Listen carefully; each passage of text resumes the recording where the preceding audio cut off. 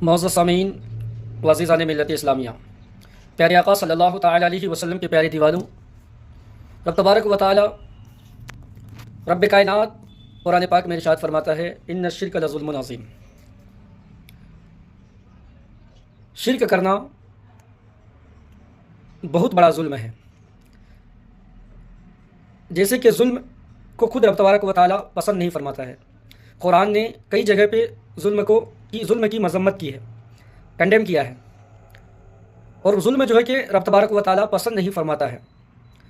تو ظلم ظالم کرتا ہے، تو کوئی ظالم اگر کسی کے اوپر ظلم کرتا ہے تو اس ظالم کو کیسے رب تبارک و تعالیٰ پسند فرمائے گا؟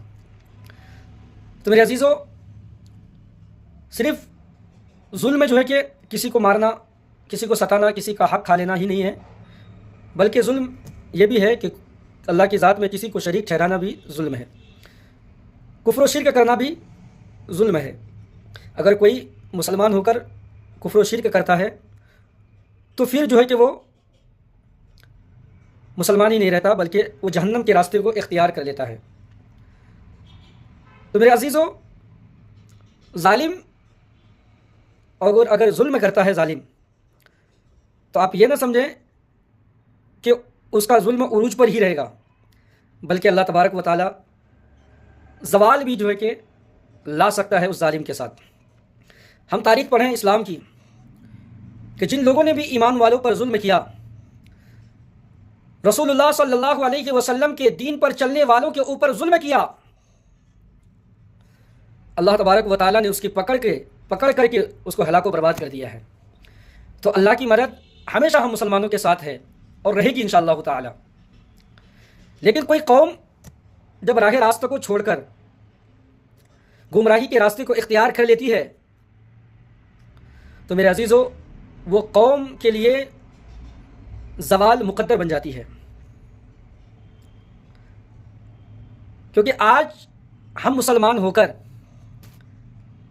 کیا آج ہمارا رویہ مسلمانوں جیسا ہے؟ میرے عزیزو، ہم دل پر ہاتھ رکھ کر کے بتائیں، ہے مسلمانوں جیسا؟ نہیں ہے۔ کیا ہم رسول اللہ صلی اللہ علیہ وسلم کی تعلیمات پر عمل کرتے ہوئے نظر آ رہے ہیں؟ نہیں آ رہے۔ کیا ہم مسجدوں کو آباد کرنے کا کام کر رہے ہیں؟ مسجدیں ویران ہیں آج، کروڑوں کی مسجد جو ہے کہ کچھ دن میں بن جاتی ہے، لیکن مسجدوں میں نمازی نہیں بنتے۔ آج یہ حال ہے قوم مسلم کا۔ ایک مسلمان دوسرے مسلمان بھائی سے بات کرنے کو تیار نہیں ہے، بھائی کے بارے میں سازشیں کرتا ہوا نظر آ رہا ہے۔ کیا رسول اللہ صلی اللہ علیہ وسلم کے دین کے تعلیمات ہیں؟ نہیں ہے میرے عزیزو۔ ہاں، اللہ تبارک و تعالیٰ اس کی مدد ضرور فرمائے گا جو اس سے ڈرے گا، جو اس کا خوف رکھے گا، جو اس کے فرامین پر عمل کرے گا، اور اس کے حبیب صلی اللہ علیہ وسلم کی محبت اپنے دلوں میں سجا کر کے رکھے گا، اور اپنی ایمان کی سلامتی کے ساتھ، پوری پختگی کے ساتھ زندگی کو گزارے گا۔ اللہ تبارک و تعالیٰ جو ہے کہ ایسے ایمان والوں کی حفاظت ضرور فرمائے گا۔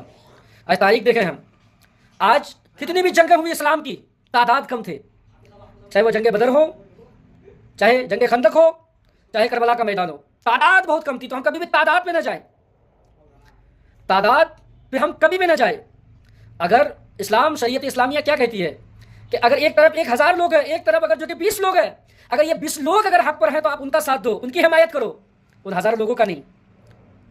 کیونکہ اسلام کبھی بھی ظالم کا ساتھ دینا نہیں سکھاتا، اسلام کبھی جھوٹے کا ساتھ دینا نہیں سکھاتا، اسلام حق اور سچ والوں کے ساتھ دینے کے بارے میں تعلیم کرتا ہے۔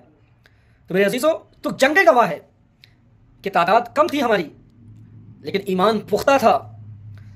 تو اللہ تبارک و تعالیٰ نے تمام جو ہے کہ کامیابیاں ان چھوٹی جماعتوں کے حوالے فرمایا، کامیابی عطا فرمائی۔ جنگ بدر میں ہم کامیاب، جنگ خندق میں ہم کامیاب، کربلا میں جو ہے کہ ہم کامیاب۔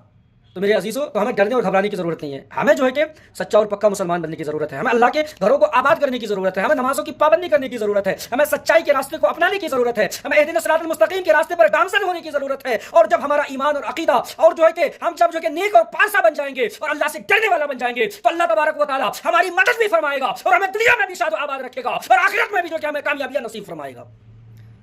تو ہم پکا مسلمان بننے کی کوشش کریں میرے عزیزو، ہم پکا مسلمان بننے کی کوشش کریں، اپنے سینوں کے اندر ایمان کی روشنی سجا کر کے زندگی گزارنے کی کوشش کریں۔ اللہ تبارک و تعالیٰ کی بارگاہ میں دعا ہے، اللہ تعالیٰ ہم تمام لوگوں کو کہنے سننے سے زیادہ عمل کی توفیق عطا فرمائے۔ ہمیں ایک اور نیک بن کر زندگی گزارنے کی توفیق عطا فرمائے. اللہ تبارک و تعالیٰ ہمیں موت عطا فرمائے تو ایمان کی حالت میں عطا فرمائے. ہم تمام لوگوں کا خاتمہ ایمان پر بالخیر نصیب فرمائے. وما علینا الا البلاغ. السلام علیکم ورحمۃ اللہ وبرکاتہ.